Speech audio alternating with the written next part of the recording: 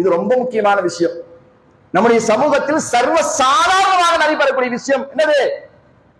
வட்டியை வாங்கி சாப்பிடுவது, அல்லது வட்டிக்கு விட்டு சாப்பிடுவது, அல்லது வட்டியோடு சம்பந்தப்பட்ட எந்த விஷயங்களாக இருந்தாலும் சகோதரர்களே, அது ஹராம், அது பெரும்பாவம்.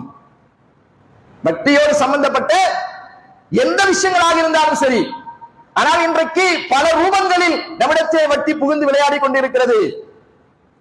நேரடியாக பணத்தை வாங்கி அதற்கான பணத்தை செலுத்துவது மட்டுமல்ல, இன்னும் பல ரூபங்களில் வட்டி என்று சொல்லக்கூடிய இந்த பாவம் நம்முடைய சமூகத்தில் விளையாடி கொண்டிருக்கிறது. உண்மையில் ஒரு மூமின் எது ஹராம் எது ஹலால் என்று பேணி நடக்கிறானோ அவனுடைய பிரார்த்தனைகள் தான் அல்லாஹ்விடத்தில் அங்கீகரிக்கப்படும். இது ஹராமா ஹலாலா எனக்கு தெரியல, நான் செஞ்சுட்டேன் அப்படி என்று நினைத்து சர்வசாதாரணமாக அவன் கடந்து போவான் என்று சொன்னால் அவனுடைய எந்த பிரார்த்தனைகளும் ஏற்றுக்கொள்ளப்படாது.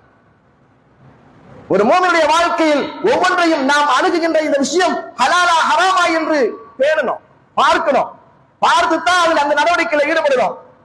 ஹராம் என்று சொன்னால் முழுமையாக தவிர்த்து கொள்ளணும்.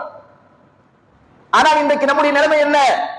ஹராம்களை கூட ஹலாலாக்கக்கூடிய ஆலிம்கள் இருக்கிறார்களா என்று அணுகி அவரிடத்திலே கேட்டு தெரிந்து என்ன சொல்வாங்க, அவர் இப்படி சொன்னார், இவர் இப்படி சொன்னார், இது சரியாகத்தான் இருக்கும், இவர் சொல்லக்கூடிய கருத்து சரியாகத்தான் இருக்கிறது என்னெல்லாம் நினைத்து என்ன செய்கிறோம், அந்த ஹராமையும் செய்து கொண்டிருக்கிறோம். அல்லாஹ் பாதுகாத்தவர்களை தவிர.